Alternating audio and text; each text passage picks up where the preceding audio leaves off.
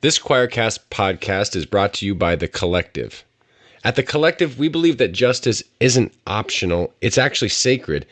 That's why we're building a growing library of progressive resources, connecting you with queer and Black-owned businesses, linking to books that challenge the status quo, and delivering content that empowers you to resist fascism with clarity and compassion.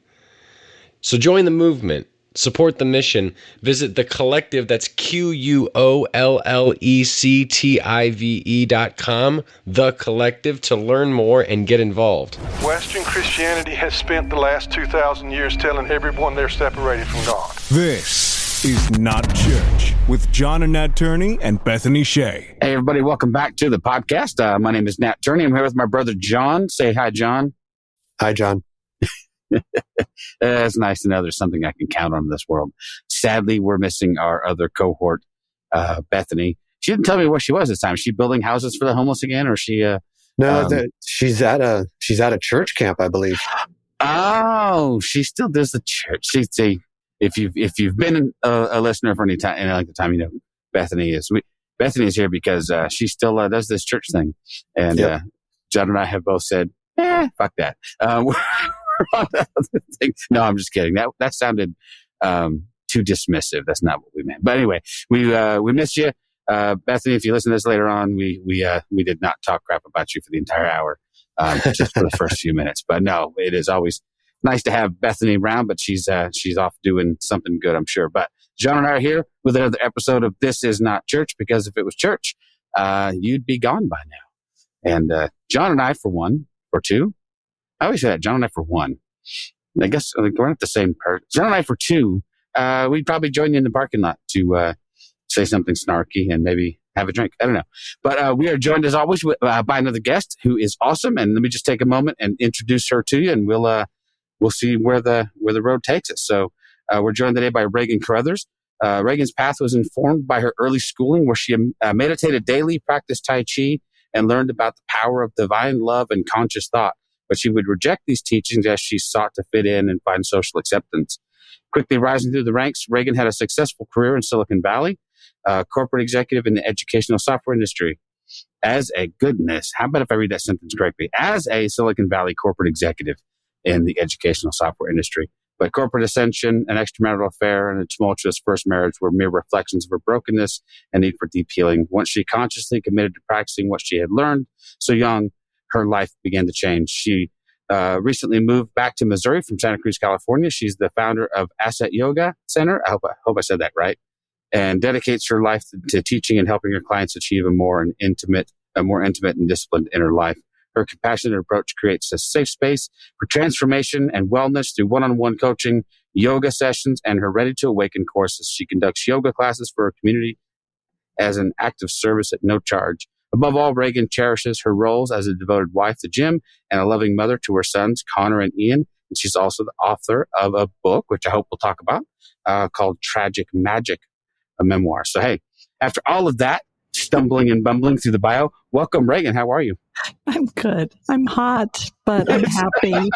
And I'm tired, too. I had a big weekend, hosted 2 medicine women here for ceremony, and was feeding, taking care of lots of people energetically and in all the other ways. So, I'm going to go to bed early tonight.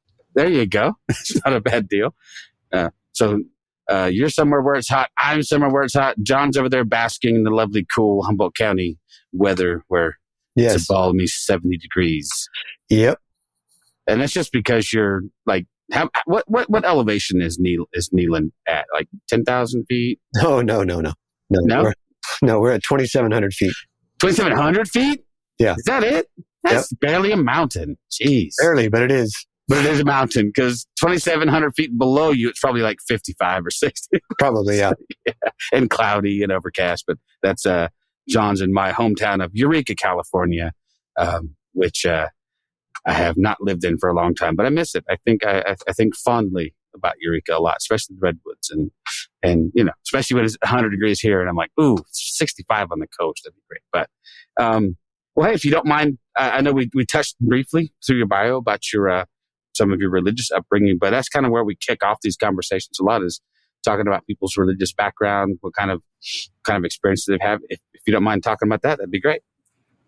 Yeah, sure. I mean, the grade school that I attended, where I began learning meditation at 3 and doing Tai Chi for gym, was founded by 3 women who studied Charles Fillmore, the founder of the Unity Church of Christianity, which took a metaphysical, approach, and that the Christ was something we all could embody, wasn't just attributed to Jesus, who I prefer to call Yeshua.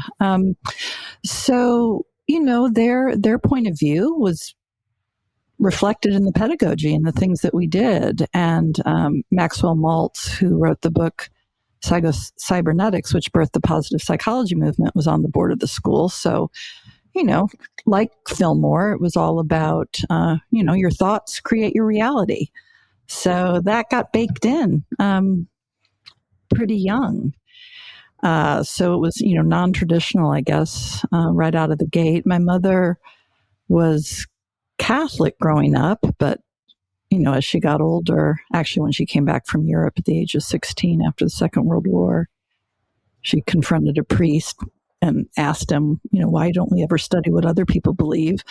So anyway, that was the end of that for her. So, she really wanted me to just kind of find my own way spiritually, and the school was a big part of that.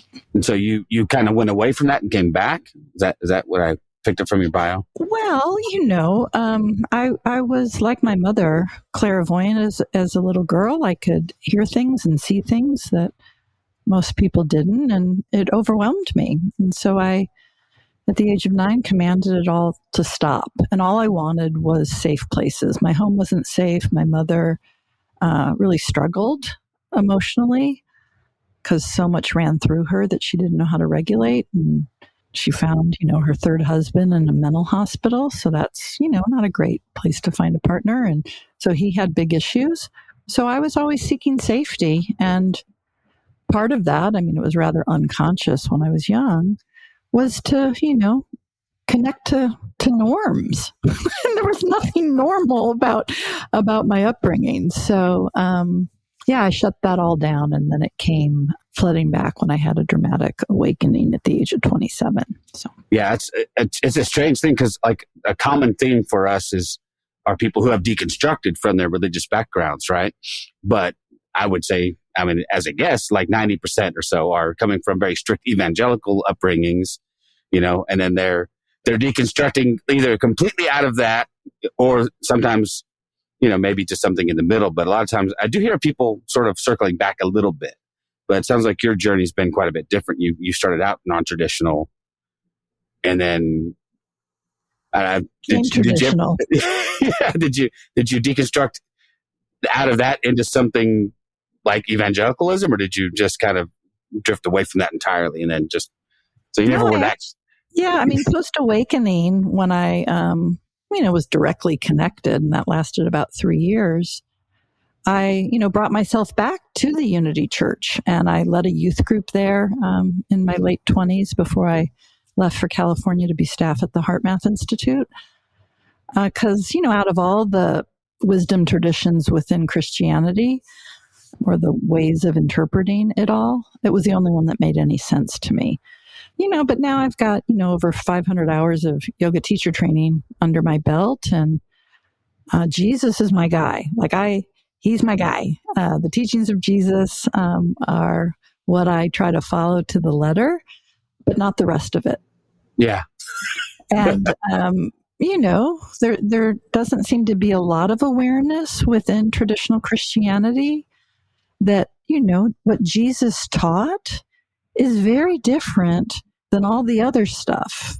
All of Paul's writings have nothing to do with what Jesus taught. And, maybe there'll be a split sometime in the future, those that follow Paul and those that follow Jesus. But, I love him, and he taught love. And boy, it's really not that complicated. Yeah, I agree. Jesus is someone that I definitely follow. I'm not a Christian. I don't call myself a Christian, but I can definitely follow the teachings of Jesus. So I completely understand with what you're saying. Yeah. And it's so aligned with the yoga tradition. I think Jesus was a yogi, frankly. And I think in those lost years, he took the Silk Road to India. I mean, there's not quote unquote conclusive proof that that's true. But his teachings certainly align with that tradition. And I try, because I live in a Christian community, and I try to help them understand that. In fact, there's a yoga festival coming up in August, and I'm doing a workshop about Jesus and the yoga tradition and how it's teaching the same thing. So we'll see if anybody shows up. Yeah, that's. It's something that I haven't studied much of. John and I, in fact, on this trip, we talked about a little bit. John's dabbled, or at least looked into like Taoism and things like that. And it's like, there's no, in my cursory knowledge of that kind of faith tradition, I see a ton of overlap with Christianity, at least the way that Jesus would have taught it. Not all the trap. I mean, it bears no resemblance whatsoever to what modern evangelical Christianity looks like, right? With all the trappings and all of the, I don't know. When you're immersed in it, it's easy, or it's more difficult to see how far they've drifted. But once you get away from it a little bit, you can kind of see the absurdity of it. You kind of go, you know what I mean? Like, that's just weird. It's like, but for about 30 years of my life, I was smack dab in the middle of it, and it took a bit to pry me loose. But have you read much of maybe the more mystical tradition of Christianity? Oh, yeah. And there's a wonderful, if you really want to understand the alignment between the yoga tradition, right, which predates Jesus being on the scene, Yogananda, who brought yoga science to the West in the 1930s, wrote a 2-volume set. It's thick, called The Second Coming of Christ, because Yogananda had a devotional relationship with Jesus, and Jesus would come to him in meditation. And so he wrote, these 2 beautiful volumes. Yeah, it's just so rich and so beautiful. And, I've also spent a good amount of time reading this, the Gospels and things directly from Aramaic. And if you read the direct Aramaic translations, it's a completely different ballgame. So, yeah, that and the Gnostic Gospels, that's where I hang out. Yeah, I haven't spent enough time with it. I have read, our friend Keith Giles wrote a book exploring the Gospel of Thomas. Oh, beautiful. And I had no idea. I'd heard about the Gospel of Thomas on and off. I certainly heard about it in college a little bit, but I had no idea how it was structured. And it's not really a gospel per se. No, it's more like a bulleted list. Yeah, it's not a narrative. It's not it doesn't bear any resemblance to Matthew, Mark, Luke, or John.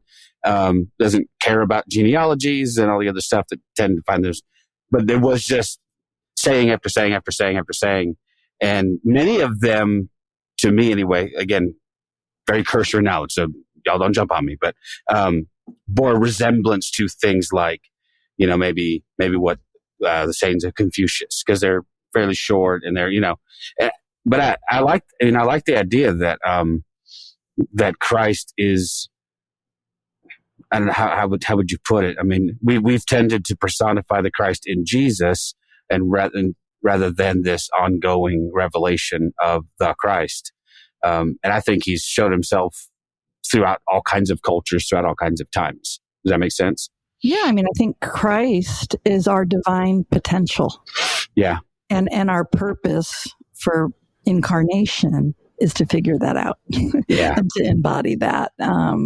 Yeah. So, not that that's easy to do, but I think that's the point. You might, there's a book, I've forgotten who the organization that curated it, but it's called The New Testament. Okay. And it integrates, the New Testament as we know it with all the other things, all the other gospels and things that were hidden or that they tried to destroy, particularly since 1945 and that, major finding in Egypt. And so it integrates it all in one volume. It's Wow. big, but it's fantastic. People don't realize that the Bible as you know it reflects an editorial process. Of course, yeah. It's like, the Council of Nicaea, and they proclaim what this all was and decide what gets in it and what doesn't. And anyway, it's all about love. Yeah, no, it's right. I was way too old. I should have known sooner, but when I was a kid, we knew about the Apocrypha. We knew what it was. We weren't allowed to read it, of course, because that's heretical. And then much later, I found out that like the Ethiopian Orthodox Church, well, their Bible contains like 80 something books. I'm like, well, wait a second, where did all those come? And they're still treated as apocryphal, but they are still read and they are still, considered scripture. I mean, even the Catholic Church, while they'll consider Maccabees, for example, there are certain books that are still apocryphal. It still finds their way into their liturgy. They still talk about it. It still is part of their tradition. And so I felt like I was deprived of quite a bit of that. But then obviously there were other gospels discovered, like the Gospel of Thomas, like the Gospel of Mary. There's a Gospel of Judas.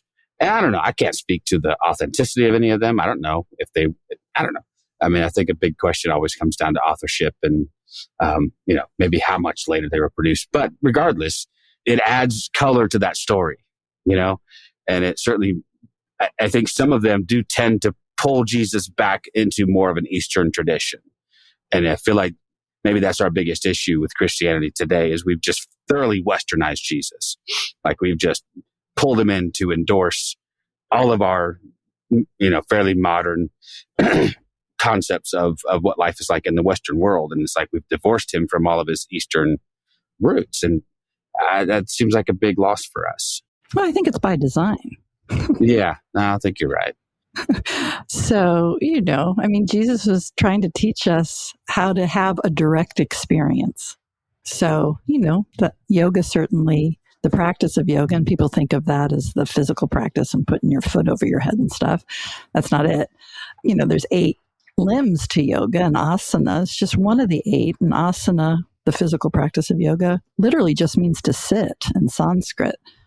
So, yeah, and in studying that and trying to embody that, I think that's, frankly, what Jesus taught. I mean, things like the yamas in the yoga tradition, the first limb, those are all about ethics, and it reads very much like the 10 Commandments, and I wish we would take comfort in the alignment and the similarities among all these traditions, as opposed to fighting about it and about who has the right one. I mean, how silly. And everything that's going on right now, God, get over yourself and get back to the point of it all, which is, can you embody the love of God every day, particularly when it's hard? And, my book tries to shine a light on how I, learn to do that. So, yeah, I hope people read it because I think they'll be inspired and they might learn a thing or two and they'll relate to the mess of it all. That's my intention anyway, and my hope. Yeah. Well, with that being said, let's talk about your book, Tragic Magic. I love the title, by the way. I read a little bit through your press kit. It says it's sort of more than a memoir. What do you mean by more? I mean, obviously it's a memoir, but what is it beyond that? Well, there's practices, it's not a manual. I'm not quote unquote teaching in it, but you will learn at least, my methods, the prayers that I spoke, the processes that I developed to not only heal from the trauma of my childhood, but to integrate, what happened to me at 27 when I awakened. Because you have a spiritual awakening, well, nothing else changes but you. And so in my case, I was young, I was in my 20s, I lacked discipline. I mean, it seemed to be provided via grace. I mean, if Marlboro Lights and drinking vodka shots gets you to have an awakening, then, that's what I was doing. But anyway, I lacked discipline post-awakening after a few years. And so that consciousness fades naturally, right? So my intention in writing it was, to share my story and share it raw and authentic, but also to help, inform the reader about things they can do. They can make it their own, but things they can emulate in terms of process that I created to heal and serve in the ways that I do now. I mean, what I want my readers to understand, nothing changes until you do. And discipline, which, that's not a popular topic. It doesn't sell books or get you a lot of followers, but it's the truth. It's certainly what, Jesus taught, to sit, every day. Yeah. And to be devotional in your practice, to really work every day to connect to the energy of divine love and embody that, and to have your actions and the things that come out of your mouth and what you do to be reflections of that, and not this program that we're all, part of until you realize how to not be. Yeah, I mean, I follow the teachings of Thich Nhat Hanh, and so there's a lot of connection between Buddhism and the Christ with Thich Nhat Hanh as well. And he, through his teachings and his writings, has taught me a lot of the ability to be still, be mindful, to connect with one another in a very spiritual way. Do you find those connections as well? Absolutely. I have this lending library in my yoga center, and trying to remember the name of the book, but it's The Christ and the Buddha. It's one of his books where he's, connecting Jesus's teachings with his tradition. And, he says that he's met, Catholic priests that were yogis, Catholic priests that were Buddhist. There's just a lot of misinformation, right? And a lot of manipulation. And I think that's why the importance of disciplined practice matters so much, because once you have that direct experience, you don't need anything else. And that's, of course, what the church is so darn afraid of, and Jesus got killed shortly after he threw those tables and was confronting the, corruption in the temple. Regardless of the story of it all, that's why they wanted him out.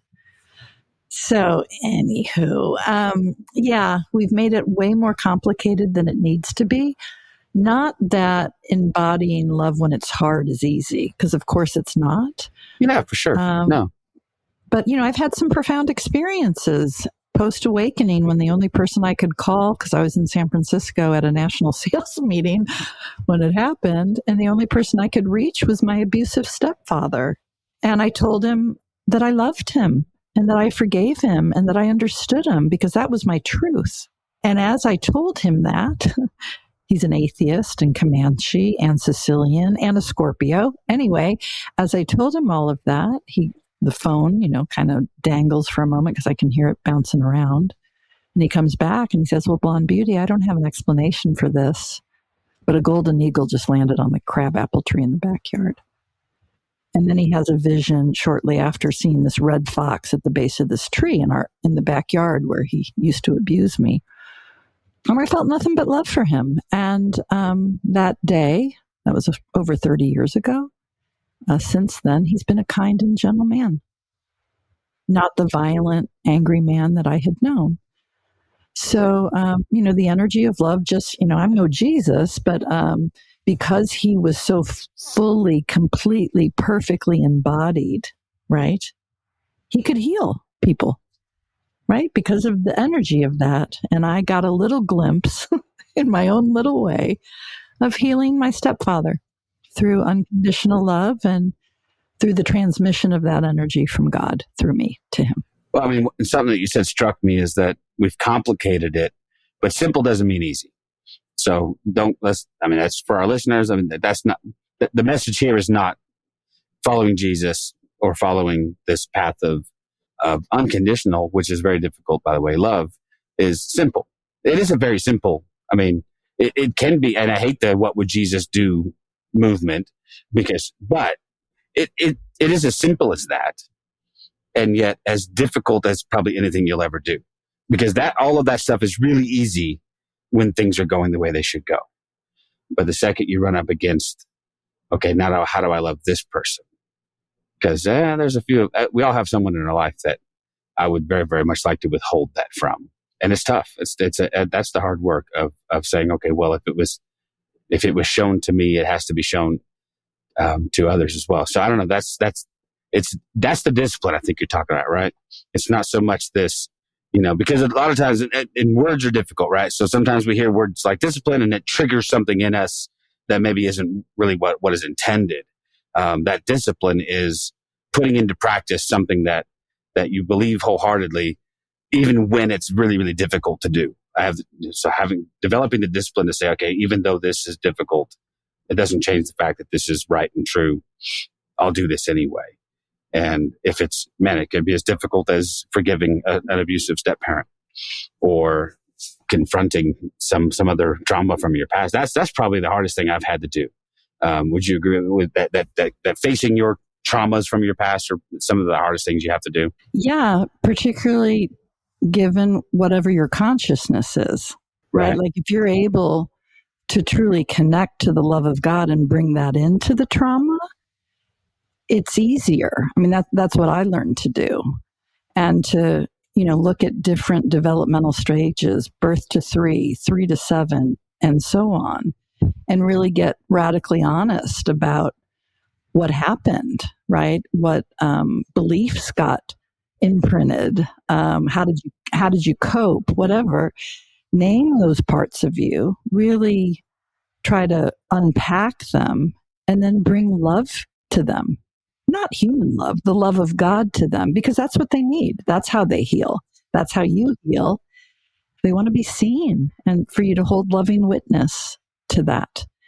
And, frankly, there's kind of an energetic magic that happens with this, because everything's energy, right? So the more you are disciplined and the more you are spending time in that higher vibrational energy, it gets easier. It becomes kind of the new baseline, the new way.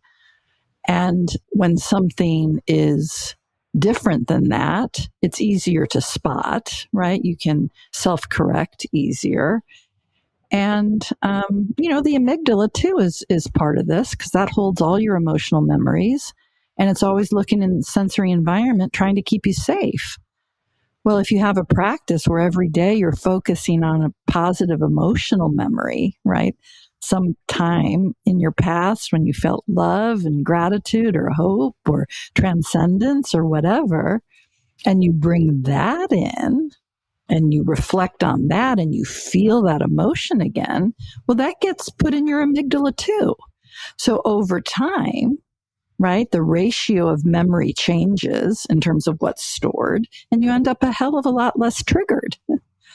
Because the amygdala is looking to keep you safe. It's looking for matches between what's stored and what you're experiencing. So like there's a new guy at work and he reminds you of a bully in grade school. Well, you immediately hate the guy and he's really sweet. But your amygdala is like danger, danger, right? So again, the more you can reflect and feel love through memory, that can also, frankly, rewire your brain. And plant medicine helps too. Well, and science backs this up too. Absolutely. I mean, science shows that you can rewire your brain. Absolutely. So, I mean, it's not, for those that are like, well, seems like woo-woo stuff. The science really backs this up, right? Oh, absolutely. I mean, I worked at the HeartMath Institute. There's over 400 clinical studies proving the efficacy of love and gratitude. Seems kind of silly that we have to do that. Right. Yeah. But, it does. It changes you biochemically, energetically. It creates more coherence between the heart and the brain, which enable you, for your Christian listeners to really be able to hear the Holy Spirit, right? Like try to have a powerful conversation in a loud, noisy room. Well, that's true too in terms of divine guidance. If there's a lot of chaos and inner turmoil and noise, kind of hard to hear and heed what those forces might be trying to direct. So for me, and knowing how to do that, I mean, it literally, saved my life. So it's pretty important. Well, and what you mentioned about the amygdala in particular, I've read quite a bit, and I've experienced this myself. So, but what I've read over the years is that people who have experienced trauma, especially some significant trauma, they just develop this constant fight or flight mentality. And so that's causing a great deal of anxiety, right? Because it feels like I was for a long time just sort of scanning every environment for potential conflict and danger, because I just knew it was coming. And part of rewiring that is, like you just said, learning how to replace those impulses and those triggers with something more positive. But it does take time. I mean, and it takes a great deal of effort. Well, particularly if you're only doing it cognitively, like cognitive behavioral therapy or whatever. Sure. I mean, that takes forever, and I'm not even sure it truly works, in that emotion is much faster. It's a faster way to heal. And frankly, if you just consider those hard moments, your feelings come first. Yeah, for sure. So that's where you need to tend, right, to the energetics of you. So I try to teach people, in my new hometown here in Washington, Missouri, in this converted, 2,500 square foot garage that looks more like an airplane hangar. My come work on your shit center, I like to call it. And, let's get to work. Yeah. That's why you're here. There's no other reason. You're here to learn how to love, and to love as Jesus was trying to teach, or Krishna, or the Buddha, or Muhammad, because they all, frankly said the same thing. It was all their other people that screwed it up. Oh, yeah. Yeah. God save us from their interpreters, right? Like, well, it took me years to figure out, because it was always, and I come from a Christian background, so that's my experience. It took me years to figure out why I always felt tension between Jesus and Paul, and Jesus and the other writers of the epistles in particular. I'm like, they don't sound like they're saying the same thing. And it turns out, lo and behold, oftentimes they weren't saying the same things. Jesus was trying to radically pull people away out of religious systems, and they were trying, at least in some form or fashion, to put everyone back into another religious system that, bore an awfully close resemblance to what Jesus was preaching against. And so I'm with you. I'm like, you know what? I'm just going to focus on the Jesus stuff. I no longer care too much about the rest of it, and it's not that I discard it entirely, but there is a sort of nested hierarchy, and it's going to go, well, we'll start with the words of Jesus. And to the degree that those other people agree with him, I'm cool with that. But if push comes to shove, and you make me make a choice, it's going to be an easy one for me. That has put me out of favor with most of my religious friends and family. So, John's still with me, though, right? Oh yeah, I'm still here. All right, good. At least I got one's got my back. Yeah. But I'm fascinated by all of this. I remember the first time that I read anything Christian like this was Richard Rohr. And he's sort of my go-to when I think of somebody sort of in that mystical stream of Christianity who can say things radically like, that some of the things that you've just said about Jesus, Richard would say as well. Like, so he wrote a book called The Universal Christ, which was all about just this Christ consciousness and really deviating from some of the so-called orthodoxy of the conventional church that says that, that Jesus was sort of a one-time incarnation of this Christ mind. It's like, no, how can that be? When we say that Jesus was there from the beginning, well, then there has to have been a Christ consciousness from the beginning that did all the stuff that we attribute to Jesus. So to me, it's an expansion of something that's already pretty beautiful. And it's saying, well, how can we even incorporate this into more and expand this thinking even beyond?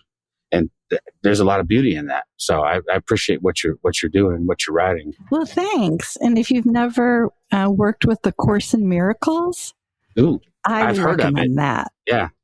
Yeah, that's deep work. And Marianne Williamson wrote the book Return to Love. And that was a book that I was given the actual day of my awakening, which is interesting, from my childhood best friend. And, it is attributed to Jesus that the author actually channeled it from Jesus. But it's very deep work, important work, and I teach it here from time to time as well. Wow, that's cool. Yeah, I mean, and part of that to me even sounds like almost like Jungian, where you're talking about, listen, and again, cursory knowledge, folks, not a Jungian, but I have read enough about shadow work, and I've read enough about that kind of stuff that I go, okay, what you're saying is similar in that, like, you can't just paper these things over.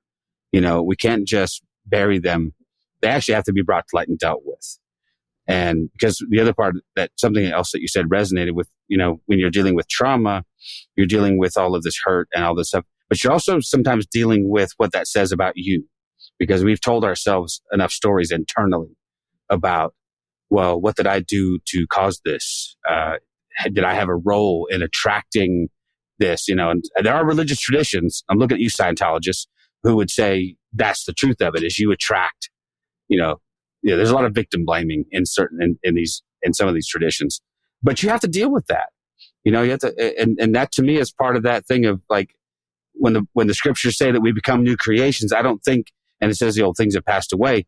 I think sometimes we've taken that so literally. We've just said, well, my entire self before Christ is now gone, and now make me into this new sort of Stepford wife version of this Christ follower. And I don't think that was Jesus' intention. I think there is a reconciliation of that and a healing of that brings those parts of you into wholeness. I think a lot of that stuff we're just acting out of fractured experiences, and so that's why we act out in the ways that we do, and or we respond. But anyway, I'm rambling now. But John knows this. I do this. But I think there's some truth to that. Would you say that? I mean, and again, not to put this into a psychological realm, but that's my very, very basic understanding of someone like Carl Jung, who would say, embrace all those parts of yourself and use those to move you forward. Well, yeah. And as Jesus said, you can't put new wine in old wineskins. Right. Yeah. You want to have that new enlightened awareness. Well, you've got to revitalize and make new everything else. Yeah. To hold that. And you can't heal what you don't acknowledge. Yeah. So my Ready to Awaken courses that I think I'm going to bring online sometime, maybe in the next year, is all about that deep work, that deep tending through the energetics of the love of God. Well, that's awesome. Are there ways that people can connect with you online? Do you have a website? Yeah, just my name, ReganCaruthers.com. Easy. They can also find me through my name on Instagram. I try to do 4 or 5 videos a week on Instagram, just different things that are coming through. Yeah.